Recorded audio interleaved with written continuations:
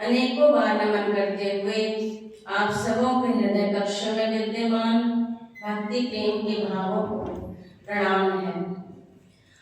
गुरु परमेश्वर भगवान की ऐसी हमारे ऊपर कृपा है कि हम उनके दरबार में हाजिरी लगाने पहुंच गए हैं। हुजूर के हाजिरी में वही आ पाता है जिसको सरकार बुलाते हैं। कहते हैं मुर्शिद की महफिल को मुर्शिद ही सजाते हैं और आते हैं वही जिनको सरकार बुलाते हैं। अपना अपना ढंग है नया वर्ष मनाने का और तिथि बदलती है, ईयर बदलता है, उसमें हमारा मन भी बदलना चाहिए। यह हमें गुरु महाराज जी के सामने आकर प्रार्थना करनी चाहिए। संकल्प तो हम नहीं कर सकते क्योंकि संकल्प करना महापुरुषों का काम है। वह अपने संकल्प बल से बहुत कुछ कर सकते हैं, लेकिन हम बड़भागी हैं कि वैसे संकल्पान महापुरुषों के वंशज हैं।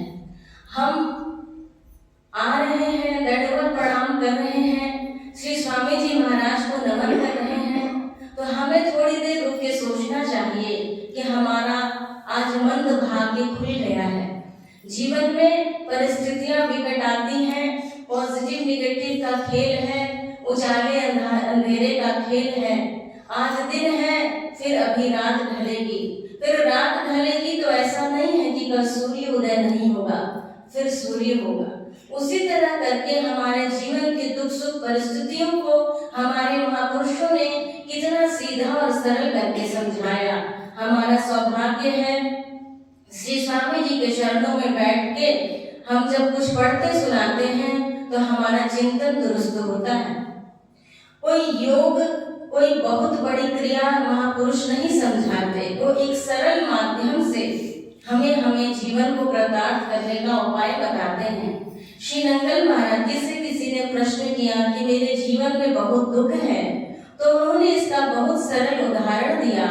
उन्होंने कहा कि जब तुम ध्वजा लगाते हो, मंदिर के गुंबद पे जो ध्वजा पताका लहरा रही है, तो तुम देखो जब सुख की लहराती है तो वह ध्वजा बिना उलझे हुए और एकदम ताजी हवा के साथ लहराता है पूरा खुल के, और जब दुख की हवा चलती है तो वह जो है उसी अपने जो उसका लगा रहता है डंडा, उसी में उलझ भी जाता है। तो सुख और दुख को कितना सिंपल करके उन्होंने समझाया और हमारे मन मानस से उस अंधकार को छाटने के लिए ही हम गुरु महाराज जी के चरणों में आते हैं। हमारा यही भाग्य है कि हम उनके तक आ जाते हैं। हमारा एक कदम बढ़ता है तो हमारे असंख्य पाप, जब हम सोचने लगते हैं कि हमको आश्रम जाना है, उसी समय से हमारे पाप खत्म होने शुरू हो जाते हैं। और हम अगर पापात्मा ही होते तो सबसे बड़ी बात कि गुरु महाराज जी हमें मिलते ही नहीं, श्री स्वामी जी महाराज का सानिध्य मिलता ही नहीं। एक व्यक्ति था, वो अपने आश्रम गया, उससे गुरु महाराज जी ने समझाया, दीक्षा दी कि तुम ओम नमः शिवाय जपना शुरू करो और मंत्र बताया। और वो बड़ा अपने हिसाब से बहुत ही क्रूर किस्म का इंसान था, उसे दूसरों को त्रास देने में बहुत आनंद आता था। लेकिन वहां पे यमराज से घर में ये बात चल रही थी कि 2-3 दिन बाद ये एक्सीडेंट में मारा जाएगा। जाके यमराज जी ने अपना खाता जो उन्होंने खोला हुआ था उसको बंद करने लगे। कि क्यों भाई बंद क्यों कर रहे हो, 2 दिन बाद तो उसका हिसाब करना है। कि माला खरीदने जा रहा है रुद्राक्ष का और अब ले लिया है दीक्षा और कल से जपेगा मंत्र। जब उसके मन में ही हो गया कि मुझे ये करना, अभी जपा नहीं है, वो अभी मात्र उसने बंधन किया है, मत्था टेका है और अब सोच रहा है कि नहीं अब से मैं सुधर जाऊंगा, अब से मैं जप करूंगा, अब से मैं गुरु महाराज जी की सेवा करूंगा। उसने किया भी नहीं, उसने सोचा और उधर यमराज जी कहते हैं कि बस अब तो लगता है कि ये मेरा खेल खत्म, मैं इसे अपने दांव में नहीं लगा पाऊंगा क्योंकि इसके सत संस्कार जग गए, इसे गुरु महाराज जी का घर मिल गया, इसे संत का दर्शन मिल गया, इसे गुरुदेव ने अपना लिया। और अब अपना लिया तो आज से इसका रजिस्टर चेंज हो गया। अब ये मेरे हाथ में नहीं रहा, अब तो ये किसी और संत सिद्ध के हाथों में चला गया है। तो बड़भागी हैं हम, हमारा रजिस्टर, हमारा खाता हमारे गुरु महाराज जी के हाथ में है। जो स्वामी जी महाराज जी उसको उलट पलट करके महाराज जी से डिस्कस करते हैं। इसीलिए बार बार उनके श्री चरणों में विनती है कि प्रभु बड़भागी हैं, दुनिया के मेले में हम खो ही जाते, तुमने जो हमको पुकारा न होता। आपका कितना भी एहसान गा लिया जाए, तेरी रहमतों का इशारा ना होता तो एक पल भी मेरा गुजारा ना होता। दुनिया के मेले में हम खो ही जाते, जो तुमने हमको पुकारा ना होता। इसलिए इस दुनिया के बाजार में बहुत कुछ लगा हुआ है, एक हाट मेला लगा हुआ है जिसमें असंख्य चीजें बिक रही हैं मनपसंद की। और उस तरह से एक राजा ने घोषणा कर दी कि एक दिन के लिए मेरे राज्य में जितना भी सामान है वह फ्री मिलेगा सबको। इसीलिए और जो जिसको जो मन है वो ले लो, एक दिन के लिए जो मांगेगा मैं उसे दे दूंगा। और राजा ने इतने दूर तक बाजार फैला दिया कि काफी लंबा चौड़ा बाजार हो गया। और उसने ये भी घोषणा की थी कि जो बाजार को पार करके मेरे पास आ जाएगा तो संभव है कि मैं उसे अपना राज सिंहासन भी दे दूंगा। लेकिन लोगों को मिला नहीं था। उन्होंने देखा कि बाप रे, हीरे हैं, जवाहरात हैं, तमाम ऐसी चीजें हैं जो हमने देखी नहीं और आज ही का दिन है कि आज ही फ्री मिलेगा तो चलो बटोर लेते हैं। राज सिंहासन कहाँ हमको मिलने जाएगा, हम उसके अधिकारी भी नहीं है, क्या पता राजा जी ने कुछ राजनीति की हो। और तमाम लोग बटोरने लगे, कोई हीरे ले, कोई जवाहरात ले, कोई कुछ ले, जिसको जिस सामान की कमी थी बटोरते गया।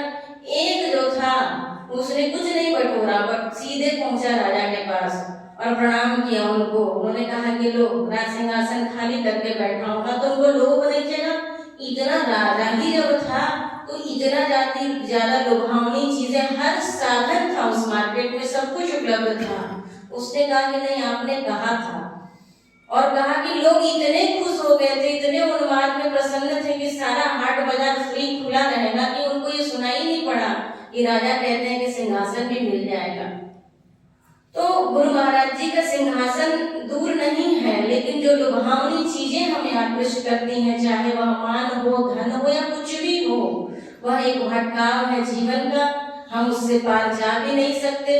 लेकिन हमें प्रार्थना करनी चाहिए कि प्रभु मेरा मन कमजोर है, आपने बहुत बड़ा ये हाट बाजार लगाया है, इसमें कामनी, कंचन, कीर्ति और न जाने कैसे कैसे लुभावनी चीजें हैं। आप कृपा करेंगे कि मेरा मन न फंसे। आपने ही अपनाया है, आप ही इससे मुझे बचाएंगे। एक साधु था, एक चोर था और उसको चोरी करके भागा जा रहा था। तभी जब भागने लगा तो बीच में एक आश्रम पड़ा। उसको लगा कि लोग मुझे तोड़ा रहे, वहां कुछ साधु बाबा लोग जप कर रहे थे। एक गेरुआ चादर पसारा हुआ था, उसने सोचा चलो इसमें ढक लेता हूँ। सुमिरनी माला तो कुछ थी नहीं, चुपचाप ढक के बैठ गया। तो चोर लोग सोचे कि अब बाबा जी के आश्रम में चोर क्या करने जाएगा, वो भी बेचारे प्रणाम करके चले गए। 1 घंटे बाद भक्तों का तांता आया और सारे बाबा जी लोग जितने थे, किसी को फल चढ़ रहा है, फूल चढ़ रहा है, किसी को नैवेद्य चढ़ रहा है और सारे लोग प्रणाम कर रहे हैं। सारे लोग तो महात्मा थे 3-4, ये एकदम गला गए कि मैंने तो मात्र गेरुआ चादर ओढ़ा है, देखो जान भी बच गई और यहाँ मान भी मिलने लगा। बड़ी ग्लानि हुई। वहां के जो श्रेष्ठ जो महात्मा थे, जो उस परिसर के अध्यक्ष थे, गुरुजी थे, उनके पास गया और जाके गिड़गिड़ाने लगा कि मैंने गलती से ये चादर ओढ़ लिया, मैंने अपनी जान बचाने के लिए ऐसा किया और बड़ी ग्लानि हो रही है। तो कहते हैं कि झूठ-मूठ ओढ़ा तो देख तेरे साथ क्या हो गया, जो सचमुच ओढ़ेगा तो क्या होगा। हमारे परम सरकार का ही वचन है कि झूठ-मूठ खेले सचमुच होए, सचमुच खेले गरिला होए। जो कोई खेले मन चित लाए, तो होते होते हो ही जाए। तो हम गुरु महाराज जी के आंगन में झूठ-मूठ खेल रहे हैं, लेकिन हे प्रभु आप कृपा करके इस खेल को सचमुच बनाने में सामर्थ्यशाली हैं। आप बना लें, कृपा करें कि हम आज के दिन नहीं, हम सब दिन अपने जीवन में यह खुशी बटोरे कि प्रभु साल भर नहीं, अनेकों साल तक हम पश्चाताप में आके आपसे क्षमा मांगे और हमारे जीवन में नए नए विचार से हमारा मन पुलकित होता रहे और हम आपके दरबार में आके दंडवत प्रणाम करके अपने आप को कृतार्थ करें। बोलिए दयालु सद्गुरुदेव भगवान की जय।